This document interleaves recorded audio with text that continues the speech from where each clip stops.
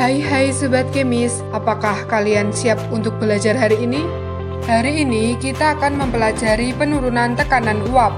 Sebelum kita memasuki materi, Sobat Kemis perlu tahu dulu nih apa saja tujuan pembelajaran kita kali ini.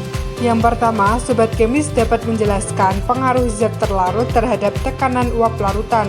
2. Sobat Kemis dapat menjelaskan penurunan tekanan uap jenuh. 3. Sobat Kemis juga dapat menghitung penurunan tekanan uap jenuh larutan berdasarkan hukum Raoult. Mari kita mulai pembelajarannya. Sobat Kemis pernah memperhatikan nggak jika ada semangkok air yang dibiarkan di udara terbuka? Apa yang akan terjadi? Ternyata lama-kelamaan bakalan habis airnya, alias air mengalami penguapan. Begitu juga air yang ada di pakaian, itu yang menyebabkan pakaian jadi kering.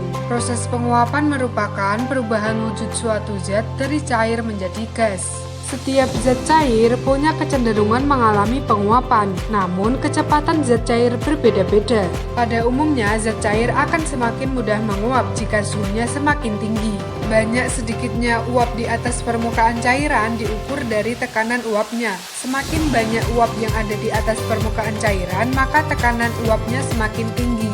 Di dalam ruangan tertutup, jumlah uap akan mencapai kondisi maksimum. Selain itu, terjadi keseimbangan antara proses penguapan dan pengembunan. Tekanan uap di kondisi itu merupakan tekanan uap jenuh seperti manasin air di panci. Jika airnya sudah mendidih dan tutup pancinya rapat, Sobat Kemis akan menemukan air di atas tutup pancinya kan? Ternyata ini terjadi karena proses penguapan dan pengembunan. Kemudian, jika tutup pancinya nggak rapat, maka proses penguapan akan terjadi terus. Tekanan uap akan naik untuk ngedorong tutup panci ke atas. Jadi tutup pancinya akan gerak-gerak seperti ini. Penguapan air itu kan peristiwa lepasnya molekul-molekul air dari permukaan air. Bagaimana ya jika ada zat terlarut di dalam air? Jika ada zat terlarut di dalam air, maka permukaan air akan terhalang sama partikel-partikel zat yang terlarut di dalamnya. Hal ini mengganggu proses penguapan air. Akibatnya jumlah air di atas permukaan air semakin berkurang, sehingga tekanan uapnya akan turun. Francois-Marie Raoult, ahli kimia dan fisika asli Prancis ini, mempelajari hubungan tekanan-tekanan uap dan konsentrasi zat terlarut dari tahun 1887 hingga 1888. Dari penelitiannya yang 1 tahun itu, Raoult menyimpulkan bahwa besarnya tekanan uap larutan sebanding dengan fraksi mol zat pelarut dan tekanan uap pelarut murninya. Kesimpulan ini dikenal dengan hukum Raoult. Gini nih bentuk rumusnya. Tekanan uap jenuh larutan atau P itu hasil kali antara fraksi mol zat pelarut dengan tekanan uap jenuh pelarut murni. Perlu diperhatikan ya Sobat Kemis, yang jadi sifat koligatif itu penurunan tekanan uap larutan atau delta P.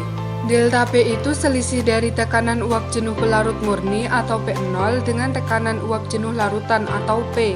Karena P sama dengan fraksi mol zat pelarut dikali P0, maka persamaannya jadi delta P sama dengan dalam kurung 1 dikurangi fraksi mol zat pelarut dikali P0.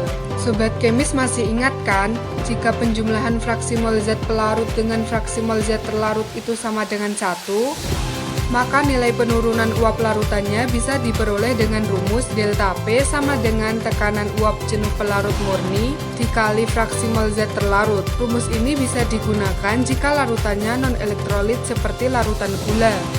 Sedangkan larutan elektrolit seperti air aki, Sobat Kemis dapat menggunakan rumus berikut ini. Delta P atau penurunan tekanan uap itu hasil kali fraksi mol zat terlarut dengan tekanan uap jenuh pelarut murni dan faktor Van Hoff, yang mana I sama dengan 1 ditambah N-1 dikali alfa atau derajat ionisasi.